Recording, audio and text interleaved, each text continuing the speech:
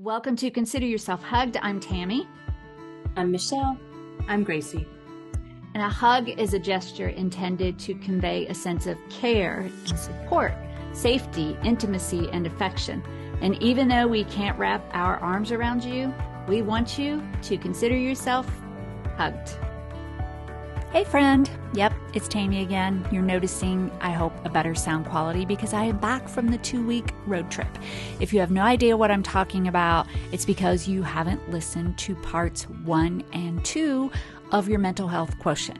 So I was about to promise you wouldn't hear voiceovers again because we would be more organized if we were going to do a part 2 and 3, but we know that's probably not going to happen because we do like to be just a little bit flexible. So this is part 3.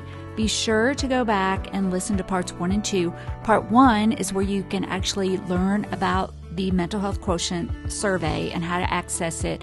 And then part 2, we go over 2 of the 6 components, social self and mood and outlook. And then today in part 3, we're going to go through the other 4 and just give final tips. So it will jump right in without much of an intro, but here we go. Okay, so now let's talk about, we've done our first 3, right? Yes, we finished with social self. So now let's go on to, no, that was only the 2. So we're on the 3rd one, drive and motivation. So this represents your ability to achieve your desired goals and to initiate, persevere, and complete activities in your daily life. It is associated with interest, curiosity, motivation, and is also related to your overall energy level.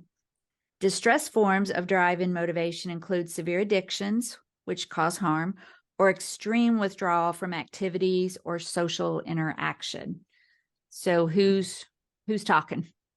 Why don't you go first? Oh, me? Okay. Yeah, your turn. This, even though, none of my scores were super high, but, I think it's just because I'm kind of really working through some things right now. But this one was 100.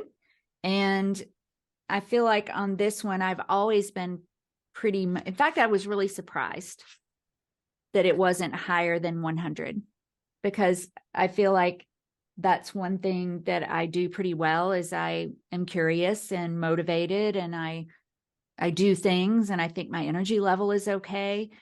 So I can't really pinpoint.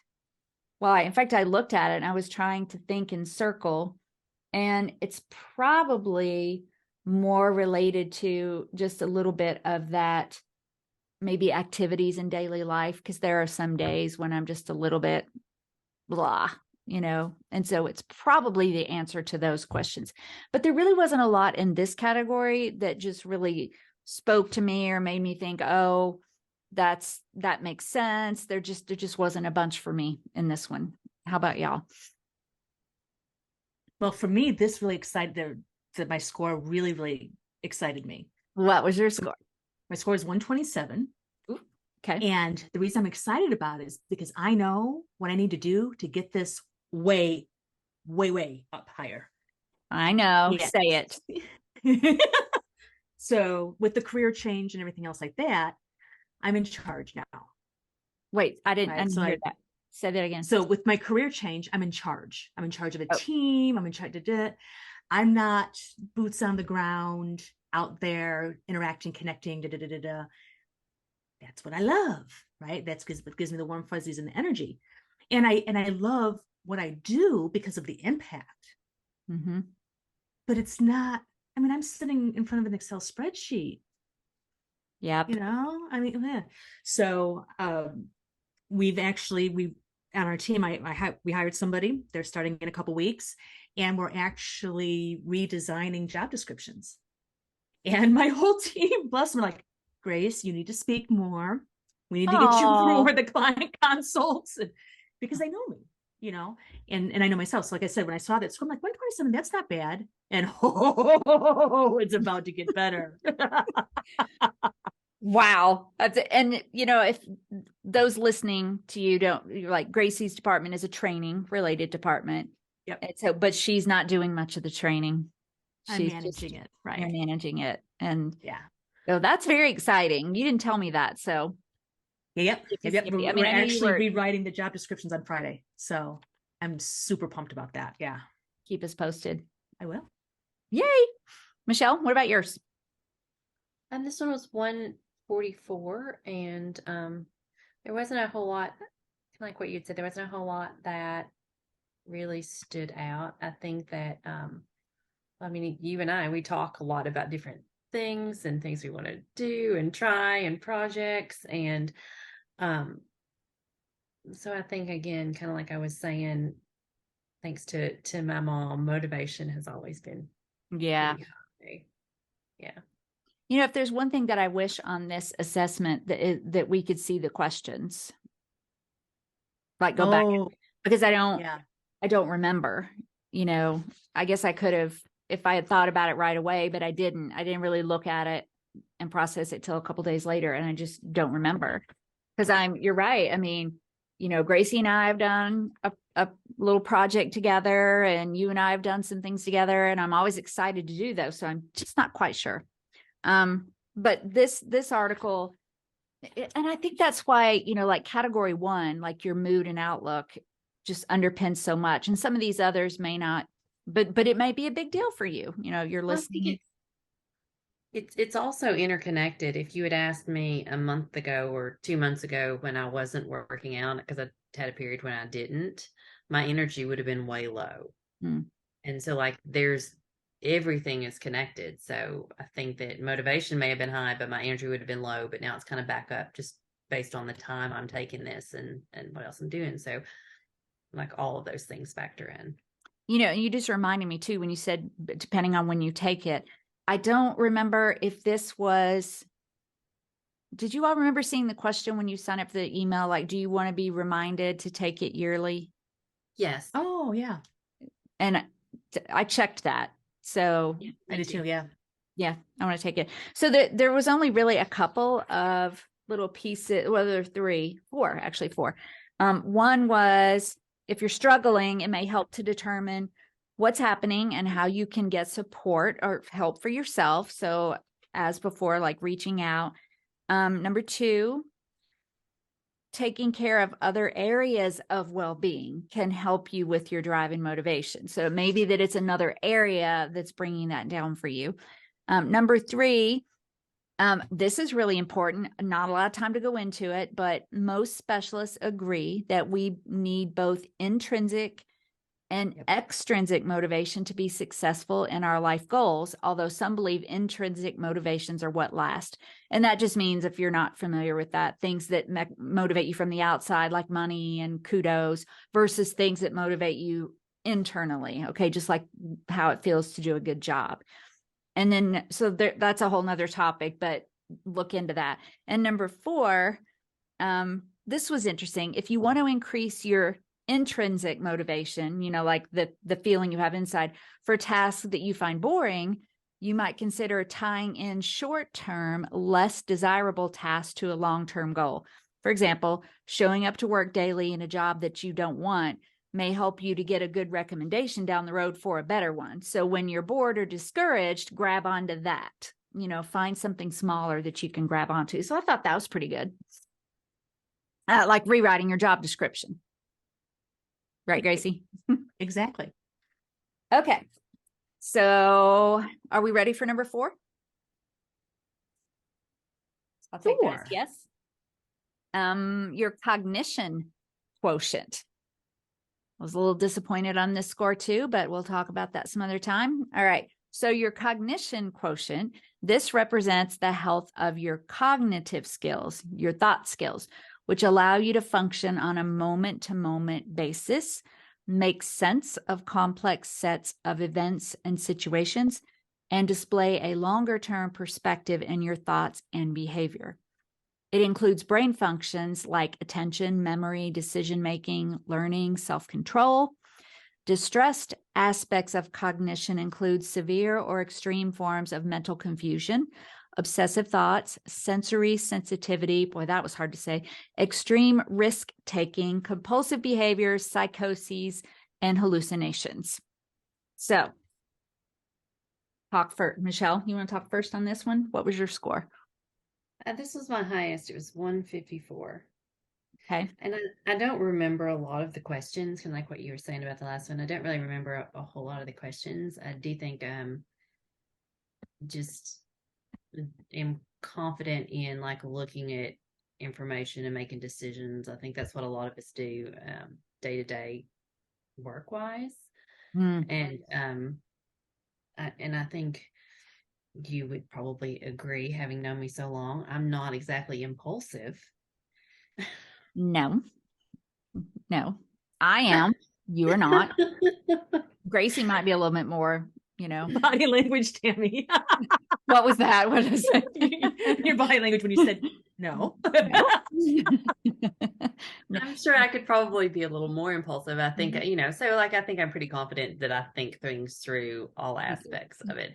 And so other than that, like I said, do you guys remember the questions? I don't really remember like what else fell in this category. I To me, a don't. lot of the questions could be applied to a bunch of the different categories. So I'm not sure which ones True. were specifically. That's true. We may not have known just because we remembered that. Yeah, you're right. You're right. Okay, Gracie, what about you? I was actually surprised this one was so high, to be honest, 123.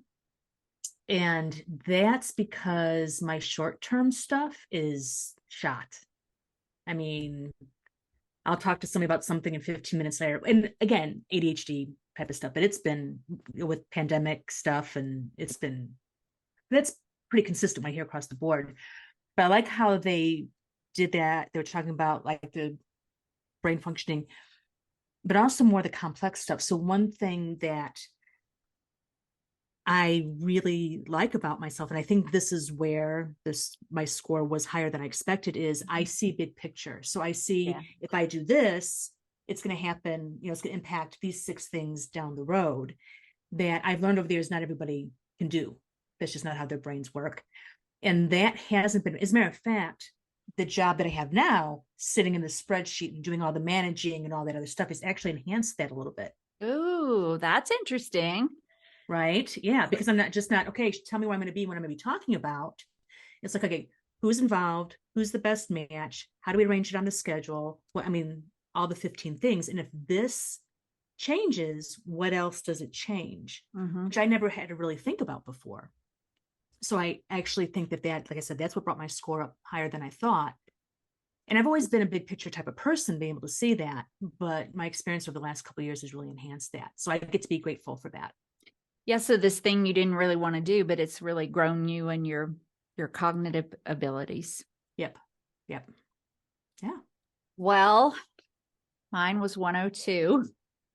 I'm just feeling like, I don't know. Mine was 102. I just don't, I mean, I think maybe one of the things I did circle, we may have talked about this a little bit, is I didn't realize until probably a couple months ago that I've been having some like obsessive thoughts, a little bit, just some different things that I've been doing that I didn't realize. And so that's probably related to that somehow, that I'm not bad obsessive thoughts, by the way, I'm not, but just, just a lot of different little things that I'm doing. Just my brain has been very active. And so that's probably why.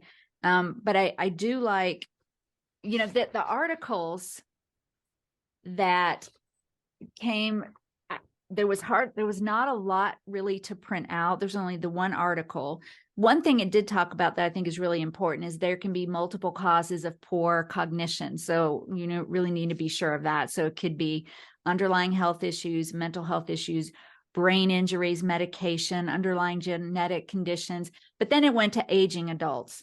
And so I'm thinking maybe that's why my cognition quotient was lower. I don't know. But the whole rest of the time talked about how to keep yourself sharp as you're aging. So one of the things I was thinking as we were talking is I can remember a time not too long ago, maybe 4 or 5 years, where there was a whole lot of, and I know you don't like this word, but a whole lot of stress. I had a whole lot going on. And I can remember being in a store and they wanted me to sign up for some sort of like store card to get discounts. And I said, okay. And they asked me my address and I could not remember it. Yeah.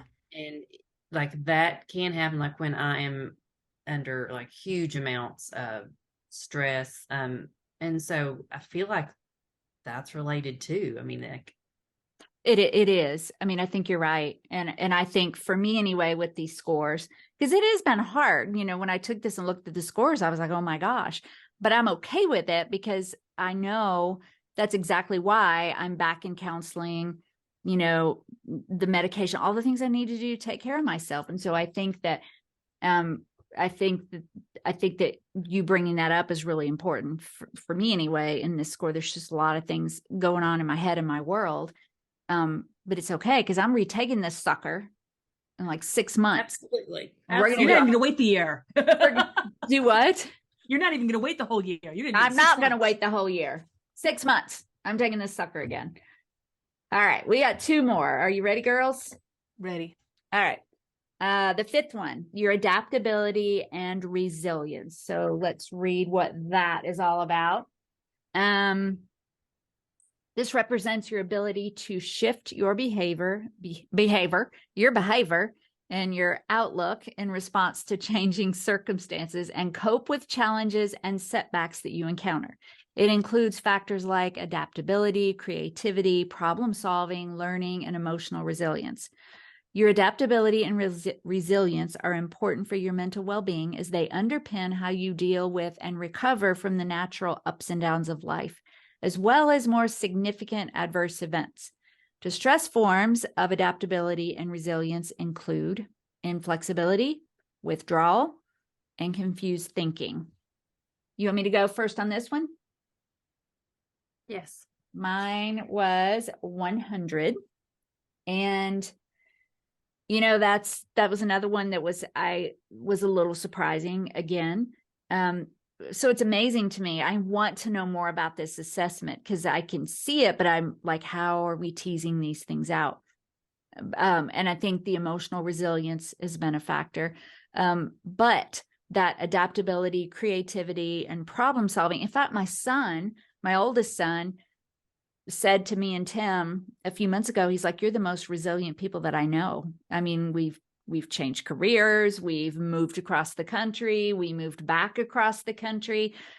I don't mind change. I feel like, I'm pretty good at bouncing back. So I'm going to try to keep doing those things, just keep being open to change, keep being creative, and get that score up too. What about you, Gracie? So mine was 113. Okay. And this pointed out something that I've actually been thinking about for a while, is that I like to think I'm very adaptive, but I'm adaptive within a structure. So I'm the person that loves having the same schedule every single day. I'm the person that loves having the same, every Monday you have the same meal. Fantastic. I'm the person that loves, if something's going on, this is the process. This is how we do things. And if something doesn't work, I'm great about flexing and coming up with it. But I love that structure. And wouldn't you know, the stuff that's been going on over the last few years. Yeah. Right. No structure. Disrupted your structure. It did. And then I think about it, and I really haven't had structure in my life for probably the last 20 years. Every week was different. With your husband and your right. So with my husband being gone half the year and going to different places every baseball season, right? We don't know where he's going to be going. Having kids, right? Where's the structure in there? All my jobs, with everything else like that. With all my social interactions, it's kind of like, how many people have moved or, whatever. And so it's like, okay, so I am adaptable. I'm good at that as long as I have that external stuff. So this is something that, I can't change that. I can't change life. Right. It's going to, but there are some things that I can do to create that structure. And I think the awareness is going to be a nice little tool and factor for me. Yeah. That's a really good insight. That's a really good insight. What about you, Michelle? My score on this one was 147, and I think that that kind of, as I was saying before, that came with a lot of work because I have not always loved change. I've wanted the security most of my life of knowing what something You're right. Knowing what something's going to look like, I think that it's really just been in the last few years where I'm just like, well, that's not that serious. We're just going to go with it. I mean, so I think that it's higher now, but definitely would have been lower, probably even 10 years ago. You know what I love about hearing both of you is you're talking about, first of all, insights into things that you can do, but also the work that you've done, which is really interesting to see. And also trying to figure out which parts you want to work on, trying to figure that out. Is this important to me? I think that's brilliant. Now, this was interesting because within the Sapien Labs site, in this mental log, there were no articles about resilience, which I thought was really yeah. So I was like, okay. So I went to the Mayo Clinic and looked at some ideas from resilience, or I looked at several places, but I thought these were really good. A couple of things it said is when you have resilience, you harness your inner strength. I thought that was really good. And resilience won't make your problems go away, but it can give you the ability to see past them.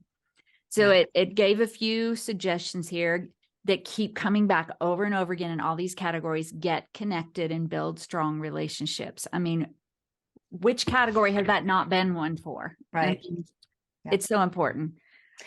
Hey, Tammy, in the notes, do you want to go ahead and put the link to the resilience toolkit? Oh, yeah. Because it's Yeah. for everybody. Yeah. I So forgot some of those things are available outside of, yes. Yeah.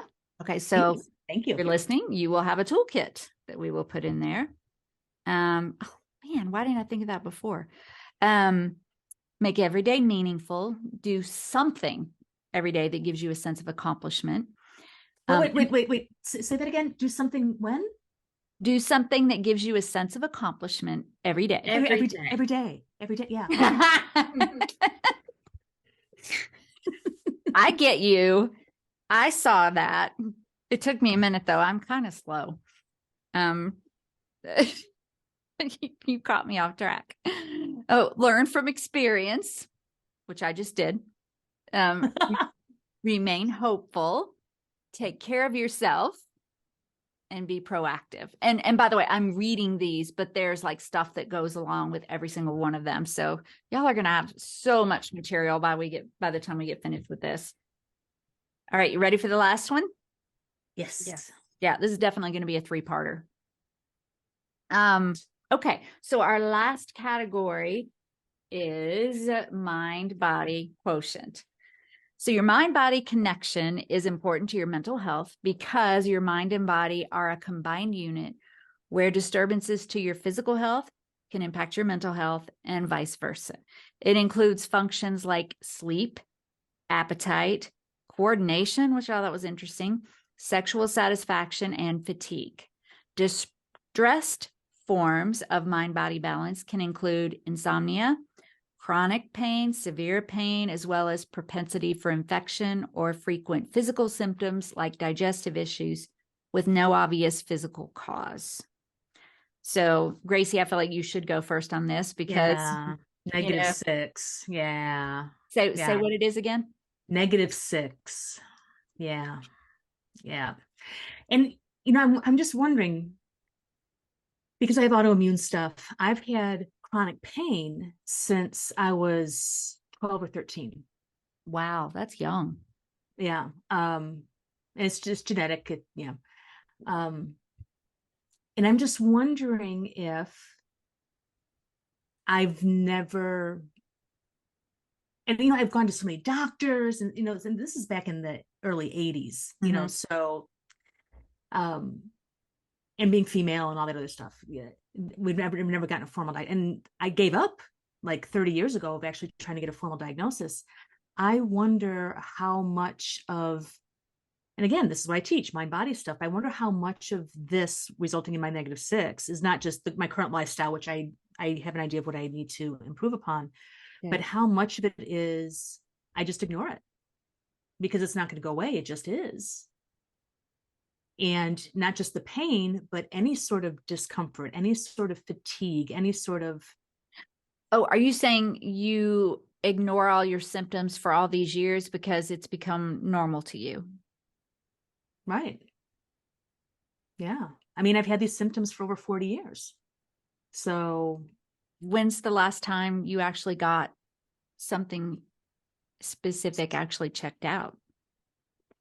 About, I want to say 6 months ago.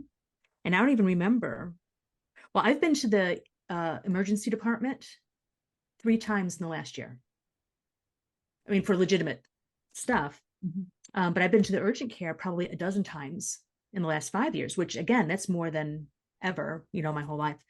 But one time about 6 months ago, I was at the urgent care, and the doctor was talking to me about, she thinks I have pernicious anemia, which I'm like, but maybe I actually have a diagnosis. This would explain a whole lot. And so I'm in the process of finding a new provider and, switching insurance companies and all that other fun stuff of actually getting labs. Because that's the other thing too, is that for a lot of my symptoms, that it might be, the testing has gotten a lot more sensitive over the last few decades. Right.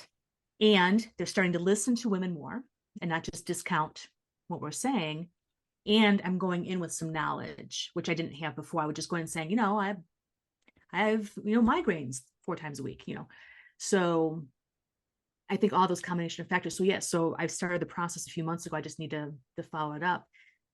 And in between focusing, I know what I need to do. I need to get on that structured schedule where I go to bed at the same time and wake up and make sure I incorporate exercise to actually get a diagnosis of what's going on with my body. So maybe I can do something about it. What a concept. We should all come up with some things that we want to do based on this and try to encourage one another.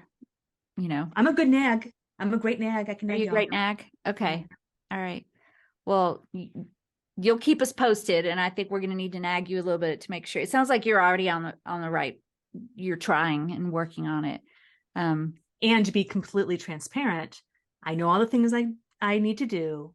I have a plan for it. And the minute something else comes up, all those plans go by the wayside. And all of a sudden it's another 6 weeks where I haven't gone for a walk.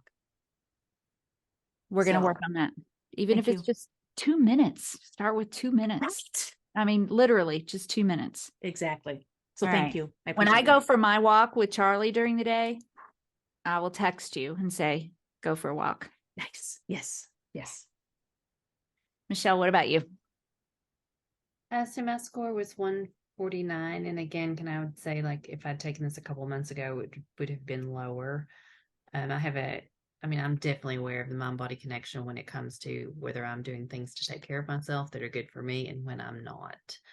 I definitely have had to learn over the last couple of years that busyness can be a huge distraction for me. And so, like, having to take time throughout the day, even sometimes, to think, okay, how am I feeling right now? Like, what do I need right now? Do I need a minute? Do I need to breathe? Do I need to change? Sometimes you can change how tense your neck feels just by changing your position in your seat or getting up and walking around. So just trying to be more intentional about that. And you're tuned to your body, and you've been doing CrossFit and running and all kinds of things for a number of years. Yes, I think that it's like, though, I think bigger picture, I think that even with that, you have to pay attention to what your body's telling you. Right. And just, Don't you think that was the beginning, though, of you sort of learning more about? Oh, definitely. Yeah, your body. And I learned that for like tension, stress, for me, that exercise is huge, and for mood. And so exercise, they tell you it's good for mood. Some people it's more helpful than others. And for me, I know it's very helpful. And so, just like Gracie was saying, I know the things to do. I don't always stay on it. And so I have to, it's a real battle, like, motivation, busyness, mind body connection, you got those two things that are like battling against one another sometimes. And so just kind of trying to stay in tune with that, and healthier eating. Like, again, like, I have to be pretty intentional about sugar and like my sugar intake. Like I could honestly go all day and just eat stuff with sugar in it. Like that's Same. yeah. And so I have to be real intentional about that and not and paying attention. And How about sleep you? too. Sleep too. Sleep is important. Yes. Well, mine was 105. And you know, there are things I do really well. I do walk multiple times every day. And when I do, I'm either, if I have an event, I might be running through that and I come up with these great ideas. I might be listening to a book, listening to a podcast. In the morning, you know, I get up really early. So I usually take Charlie for a walk around 6:15 or 6:30 for 40 minutes. And then later in the day, I'll do another 15 or 20 and I look forward to that time. Or sometimes it's 5 minutes, but it just refreshes me. It invigorates me. I do need to do better on and I don't know about y'all, but I really do. I have good spells and bad spells when it comes to eating. You know, I'll have really good times where I'm eating a ton of vegetables and fruit, and then I'm like having fast food a couple times a week or whatever. But I do try. I do try. I try. You want me to read some of these things in here? Please. On the mind-body connection? Let's see. Some of the things that we haven't talked about. Therapy to help change the thinking patterns that might be affecting your mind-body connection. Increasing exercise can be effective for alleviating depression for some people. Okay, so I really like that it just says some people. One of the things it talks about is the physical benefits can actually improve our nerve cell connections and make your brain work better. The benefits of mindfulness, being mindful can improve your mind-body connection.